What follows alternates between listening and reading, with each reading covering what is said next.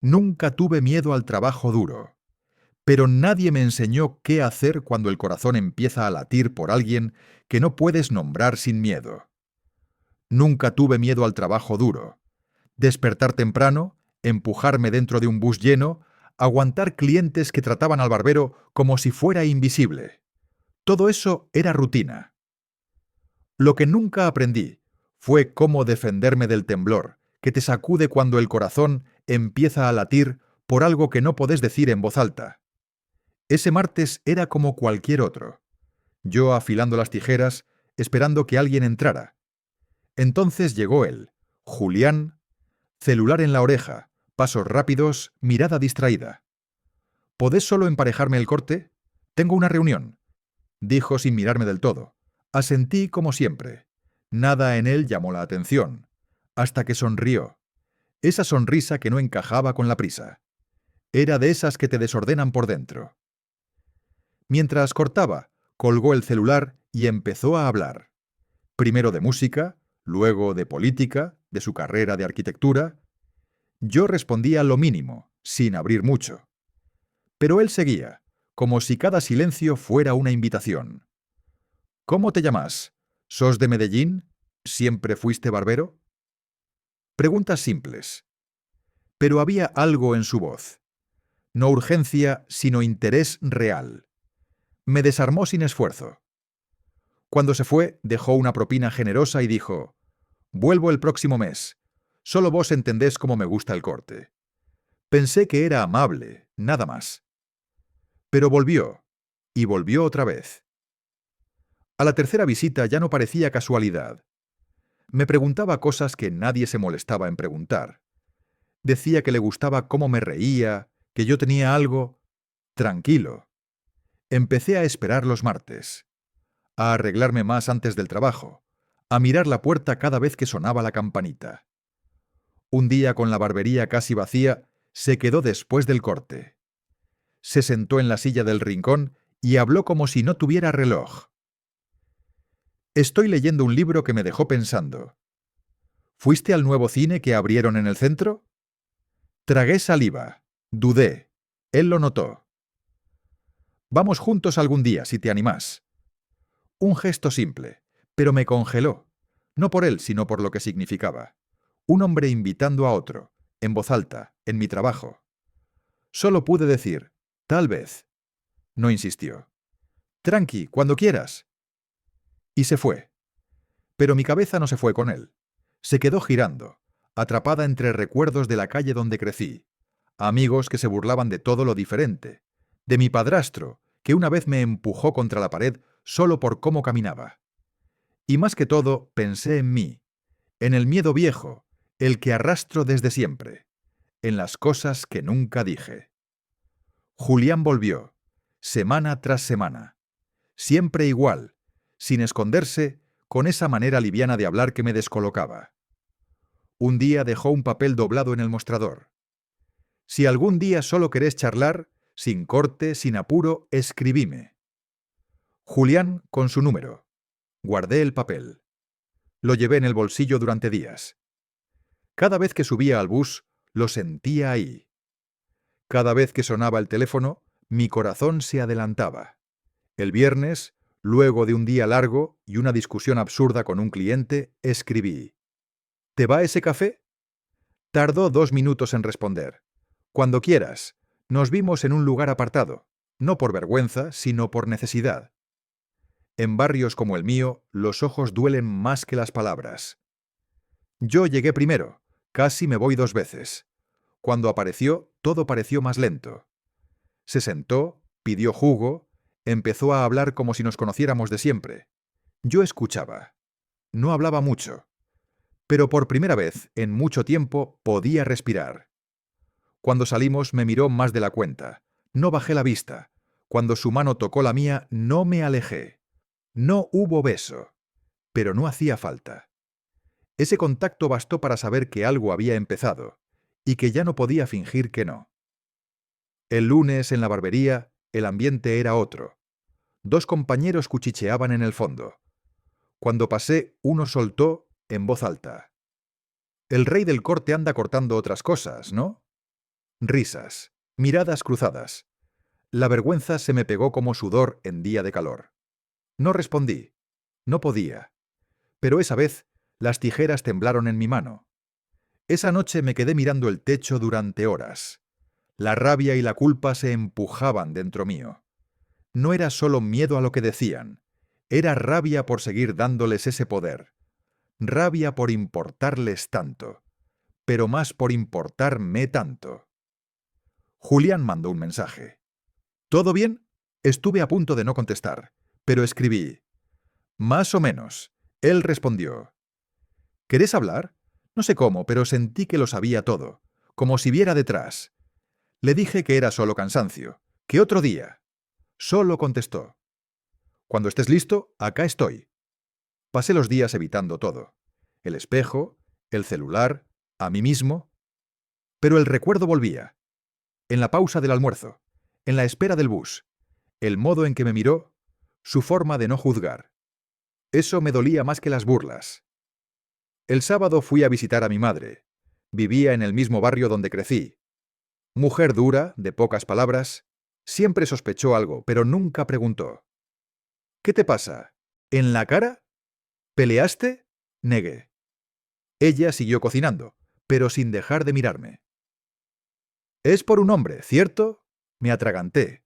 ¿Desde cuándo lo sabía? No hace falta que me digas. Pero no te castigues por miedo a los demás. No lloré, pero dolió. Porque ahí entendí algo. El mundo podía rechazarme, pero ella era mi lugar seguro. Y eso cambió todo. El lunes regresé a la barbería con un nudo en la garganta. Ya no era el mismo. Algo se había roto el sábado. Algo que no dolía, pero pesaba diferente. Los compañeros seguían con sus bromas. Las cuchicheaban más bajo, pero con la misma intención. Esta vez no respondí. No forcé sonrisa. No fingí. Y ese silencio incomodó más que cualquier grito. El jueves por la tarde, Julián apareció en la puerta. No pidió turno. Solo se quedó parado, esperándome. Dudé, pero fui. «Tenés 5 minutos», asentí. Caminamos hasta la esquina. Ninguno dijo nada al principio. «Me preocupaste», dijo finalmente. «Se complicó». ¿Por mí? Negué. Pero sí, era por todo. Por él, por mí, por los otros, por ese miedo que no soltaba. ¿Te arrepentís? Respiré hondo. No de lo que sentí, solo de no saber manejarlo. Julián bajó la mirada. Antes de irse, dejó una pregunta suspendida. El mundo va a seguir siendo duro, Álvaro. La pregunta es si vos vas a seguir escondiéndote. Me quedé parado ahí, viendo cómo se alejaba. El ruido de los colectivos, los vendedores, las motos, todo seguía igual, pero yo no. El viernes, después del trabajo, le escribí. «Mañana mismo café, voyage». Su respuesta llegó con un emoji. Ningún drama, ninguna presión. Solo eso. El sábado Julián ya estaba sentado cuando llegué. Me sonrió y yo me senté frente a él. Antes de que hablara solté. «Tengo miedo». «Lo sé. No solo del mundo, de mí también». «También lo sé, pero viniste. Y eso vale. Hablamos durante horas. Esta vez hablé yo». Le conté de las veces que intenté encajar. De cuando me forcé a salir con chicas para que nadie sospechara. De las noches en que me preguntaba si todo esto se me iba a pasar. Él escuchaba, con esa calma que a veces me enojaba, pero también me tranquilizaba. Cuando salimos nos quedamos un momento en la vereda. Julián extendió la mano. La tomé, firme, real, cálida. Por primera vez no solté rápido. «No necesitas ser valiente todo el tiempo», dijo. «Solo lo suficiente para no mentirte». Esa noche esa frase se me quedó adentro. Toda la vida intentando gustarle a todos menos a mí. Ya no quería eso. El lunes la barbería estaba llena. Música baja, secadores sonando, clientes hablando.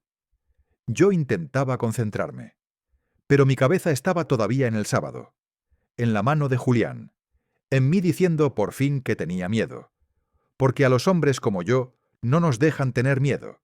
Nos quieren duros, invisibles. Con la boca cerrada y el deseo enterrado. Después del almuerzo, al volver de la panadería, encontré una caja en mi estación. Cartón barato, liviana. Adentro, una peluca usada, un labial roto y un papel doblado a mano. Decía: ya que estás descubriéndote, empezá por esto. El cuerpo me tembló. Miré alrededor. Nadie dijo nada. Nadie se rió. Pero vi las miradas desviadas, las sonrisas fingidas, el silencio cobarde. No hablé, no grité. Solo llevé la caja al fondo, la tiré en el tacho y volví a cortar cabello como si nada. Pero por dentro algo se quebró. Esa noche le mandé un mensaje a Julián. No aguanto más. Me llamó al instante. No atendí. Solo quería silencio. Pero insistió. 1, 2, 3 veces, hasta que levanté. Vení, me dijo. Salí sin mochila, sin celular, sin nada. Solo con la angustia en el pecho. Cuando llegué, abrió el portón y me abrazó. Fuerte. Me derrumbé. Lloré como nunca. Nenum número de tristeza. De agotamiento. Como si todo lo que había guardado desde niño finalmente tuviera a dónde caer. Julián no dijo frases hechas, solo me sostuvo. Me dejó llorar. Y cuando el llanto se fue calmando, dijo: no tenés que demostrarle nada a nadie, solo vivir. Y yo estoy acá si querés. Esas palabras me sostuvieron. Por un momento creí que lo peor ya había pasado, que ahora sí podía empezar algo nuevo. Me equivoqué. El viernes, el gerente del salón me llamó. Algunos clientes se sienten incómodos, dijo. Necesitamos mantener un ambiente neutral. Tus actitudes están afectando la imagen del lugar. En resumen, me estaban echando. No grité, no discutí, solo escuché. Agradecí, me fui. Caminé hasta la plaza. Me senté en el banco. Miré la nada. Humillaciones, burlas, despido, todo en una semana.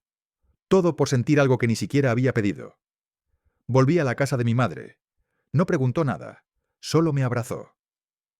La vida va a querer doblarte, hijo, pero no te dejes. Pasé los días encerrado. Ignoré los mensajes de Julián, no porque lo odiara, porque no quería arrastrarlo a esta tormenta. El miércoles, mi madre dejó un sobre en la mesa. Adentro, un recorte de periódico. Curso gratuito de auxiliar de cocina. Turno tarde. Cupos limitados. No sos lo que te hicieron. Sos lo que aún podés ser. Escribió. El jueves fui y me anoté. Tenía miedo, vergüenza. Pero fui. Ese fue el primer paso. El primer día del curso llegué en silencio, con la cabeza baja. La sala era pequeña, con unas mesas largas y el sonido de cuchillos chocando contra madera. Me senté al fondo. No conocía a nadie y no tenía ganas de hablar. Solo quería terminar rápido, aprender algo y desaparecer.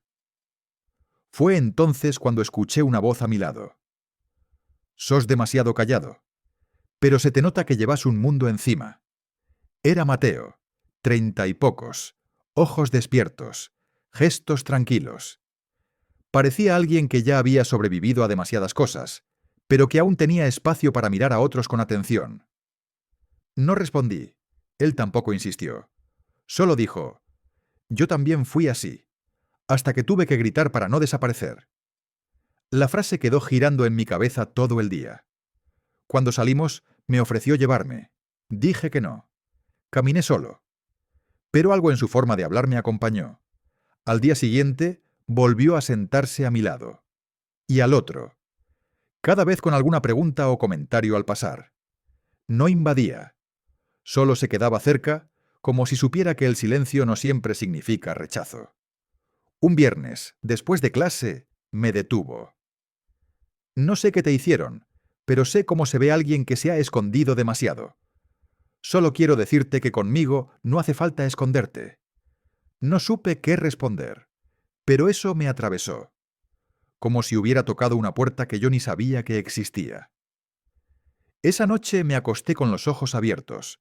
Pensé en Julián, en la barbería, en las burlas, en el despido, y en cómo el mundo nos enseña a odiarnos y después nos exige autoestima. Un ciclo cruel. Abrí el celular, 4 mensajes sin leer, todos de Julián. El último decía: «Aunque creas que perdiste todo, yo sigo acá». Respondí una sola línea: «Te extraño». Tardó en contestar. Después escribió. Borró. Escribió otra vez. Al final llegó. Entonces vení. Fui. Cuando abrí la puerta, él ya me esperaba. Me abrazó como si no hubieran pasado semanas. No preguntó por qué me fui. No pidió explicaciones. Solo dijo: «Pensé que no ibas a volver». Nos sentamos, hablamos como antes. Pero había algo distinto. Un peso, una precaución en cada palabra. Como si ambos supiéramos que estábamos en terreno frágil. En un momento bajó la mirada. «Las cosas en la universidad están jodidas. Mi papá me quiere casar con una chica de la iglesia. Dice que es lo mejor para mí». Me congelé. «¿Estás comprometido?». Él no respondió. Solo asintió. «¿Mentiste?». «Nunca te mentí sobre lo que sentí. Pero ocultaste que había otra persona. No sabía si ibas a entender». Me paré. Sentí el cuerpo vacío. ¿Entender? Me hiciste creer que esto era real. Y ahora resulta que soy... ¿Qué? ¿Tu escapatoria? No digas eso. Yo te amo. Yo no soy tu escondite, Julián. Salí antes de que dijera algo más. Caminé sin rumbo. La ciudad se me venía encima. No dolía solo la mentira. Dolía todo lo que yo había intentado reconstruir. Y que se volvía a caer. Al día siguiente, llegué a clase más mudo que nunca. Mateo me observó. No dijo nada hasta el recreo. Me llevó a una esquina del patio con 2 cafés. «¿Julián?», preguntó. No respondí. «No hace falta que me cuentes. Ya pasé por eso». Lo miré por primera vez de verdad. «¿Vos también?». «También. Y también creí que nunca iba a salir del pozo. Le conté todo. Desde el primer corte en la barbería hasta la confesión de Julián. No omití nada». Él no interrumpió. Cuando terminé, dijo: «Nos aferramos a lo que brilla porque venimos del fondo. Pero no todo lo que brilla vale la pena». Esa frase me liberó, como si alguien hubiera escrito el punto final que yo me negaba a poner. Los días siguientes, Mateo se volvió mi punto de apoyo. Charlábamos después de clase. Caminábamos por el barrio. Hablábamos de comida, de sueños que nadie tomaba en serio. Y sin presión, su presencia se volvió refugio. Julián intentó llamarme. No contesté. Mandó mensajes. No respondí. No era por rencor, era por cuidado propio. Ya no quería vivir atado al miedo de otro. 2 semanas después, sonó una notificación. Un viejo grupo del barrio. Alguien había compartido una foto. Era Julián abrazándome frente al café. La leyenda: «Miren al novio perfecto». El escándalo fue inmediato. Algunos se burlaban. Otros mandaban emojis. En minutos todo estaba fuera de control. Más tarde me enteré. La novia canceló el compromiso. El padre lo echó de la casa. En la universidad los chismes volaron. Algunos amigos desaparecieron. Esa misma noche Julián apareció en la puerta de mi casa. Lloraba. Tenía la cara desencajada. «¿Perdí todo, Álvaro?». «No fue por mí. Fue por tus decisiones. No entendés. Me obligaron a vivir una mentira. Y usaste mi verdad para escapar de ella. Yo te amé. Te amo». Silencio. Parte de mí quería creerle.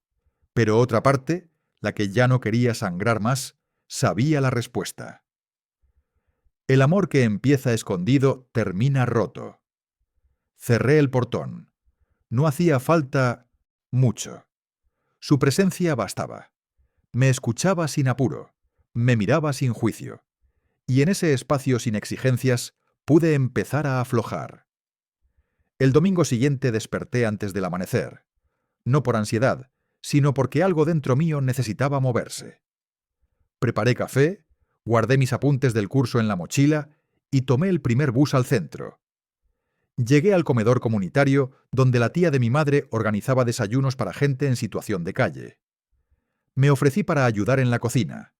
No era un trabajo, pero era algo mío. Algo que no dependía de nadie. Algo que no podía ser destrozado por chismes. Corté verduras, serví platos, limpié ollas. Todo mientras el salón se llenaba de gente con hambre y miradas cansadas. Nadie preguntó a quién amaba, solo si la comida estaba caliente. Y eso en ese momento fue libertad. Al final de la jornada apareció Mateo.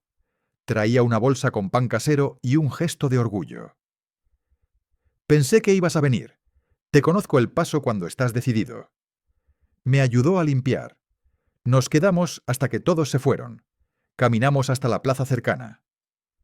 Te veo distinto, dijo. Puede ser. Tal vez porque por primera vez estoy haciendo algo que es solo mío. Eso cambia todo. Nos sentamos en un banco. Mateo empezó a contarme su historia. Años atrás quiso ser pastor. Creció en una familia religiosa, con reglas estrictas. Durante mucho tiempo se convenció de que negar su deseo era una forma de fe. Pero al final entendió que estaba matando algo dentro de sí. Lo echaron. Durmió en casas de amigos. Pasó hambre. Aprendió a cocinar por necesidad. Y desde ahí reconstruyó su vida. ¿Vos crees que el mundo cambia? Le pregunté. Algunas personas sí. El mundo no tanto, pero uno aprende dónde poner el pie. Volví a casa con esa frase dándome vueltas. No se trataba de que el mundo cambiara. Se trataba de decidir dónde pararse. El lunes, Julián me mandó un último mensaje. No espero nada. Solo quería pedir perdón por lo que hice, y por lo que no tuve el coraje de ser. Respiré profundo antes de responder. Ojalá encuentres paz. Pero esta vez sin romperme en el proceso. No volvió a escribir. Y yo no volví a mirar atrás.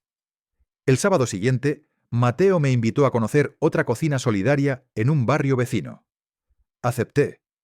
Ese lugar también necesitaba manos. Me pusieron a cargo de preparar guarniciones. Nada glamuroso, pero sí importante. Trabajamos durante horas. Al final del turno, mientras guardábamos los utensilios, Mateo me observó un rato y dijo: «Tenés buena mano, y más paciencia que muchos cocineros con años». Sonreí, no por halago, sino porque, por primera vez, empecé a creer que quizás sí tenía algo para ofrecer. Esa noche, en casa, me senté con mi madre en la galería. Sirvió la cena y me miró con esa intuición que solo ella tenía. «¿Estás más tranquilo?» «Un poco». «¿Fue amor?» «Sí». «Y también fue dolor». Asintió. No necesitaba más detalles. «La vida es así, pero al menos ahora no estás huyendo».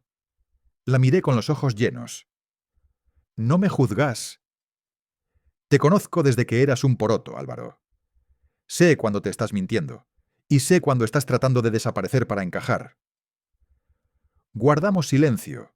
Luego ella dijo: «Prefiero verte luchando siendo vos mismo, que sonriendo con miedo». Esa noche me acosté con una certeza nueva. No era cuestión de ganar, ni de que el mundo me aceptara. Era dejar de traicionarme. Durante la semana seguí asistiendo al curso, ayudando en las cocinas comunitarias, hablando con Mateo sin pretensiones. No éramos pareja, no había promesas, pero había algo limpio, un vínculo sin sombras. Un día, mientras lavábamos los platos después del almuerzo, Mateo se me quedó mirando. ¿Y ahora qué? Terminar el curso, buscar una pasantía, y después, no sé. Lo que hagas, hacelo sin bajar la cabeza. Eso ya es suficiente. Asentí, porque ahora lo sabía. No quería volver a jugar a esconderme nunca más. No por miedo, no por vergüenza, no por nadie. Ese era el camino. El último día del curso me levanté con una mezcla extraña entre nervios y alivio. Había llegado al final de algo que, al principio, pensé que ni siquiera podría comenzar. Caminé hasta el centro con paso firme. Ya no era el mismo que se sentaba al fondo sin hablar. Sabía cortar, hervir, mezclar, pero más que todo sabía sostenerme.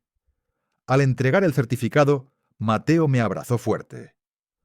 «Ahora viene lo bueno», dijo. No le respondí. Solo sonreí. Había aprendido que no todo hacía falta decirlo.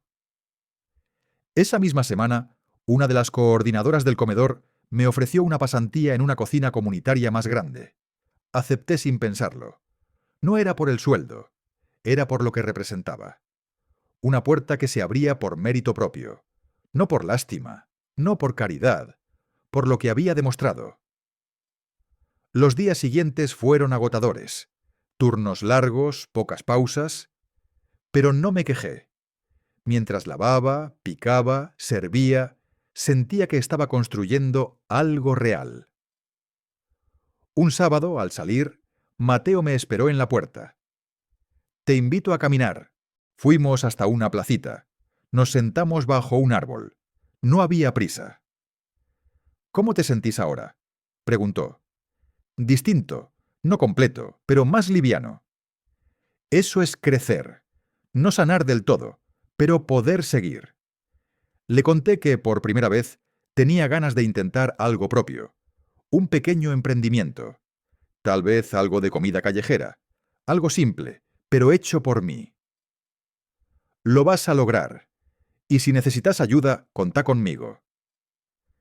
Esa promesa, sin romanticismo, sin adornos, fue más valiosa que cualquier declaración.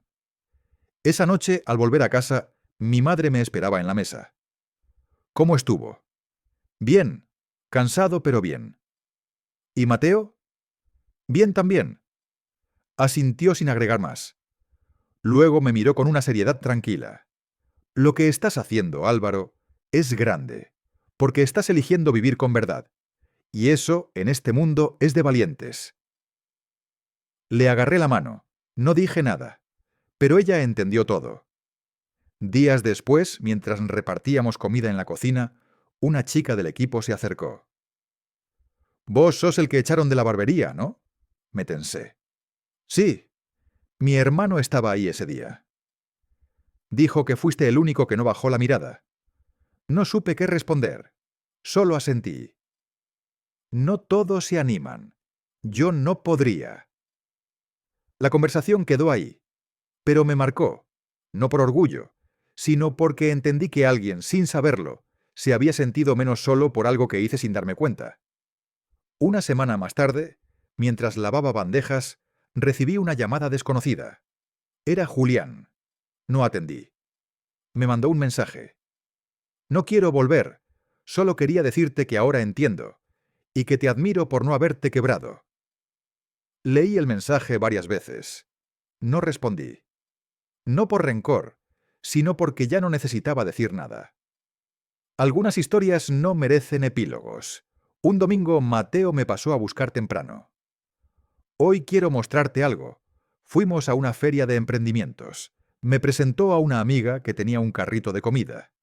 Charlamos un rato. Me explicó cómo empezó, cómo pidió ayuda al centro comunitario, cómo armó su clientela con paciencia. «Vos podés hacer lo mismo», dijo Mateo cuando nos fuimos. «No mañana, pero pronto». Caminamos en silencio. Cuando llegamos a mi casa, se detuvo antes de irse. «Me gusta cómo estás caminando. Ya no te doblas como antes. Es que ahora camino para mí. Y eso es lo único que importa». Nos abrazamos. No era el inicio de un romance. Era el respeto de dos sobrevivientes. Esa noche me acosté sin angustia. Pensé en todo lo vivido. En la barbería, en los cuchicheos, en la caja con la peluca, en Julián, en Mateo, en mi madre, en mí. Y supe que no quería volver a ser quien fui. El que calla, el que se esconde, el que baja los ojos. No sabía si el mundo iba a seguir doliendo.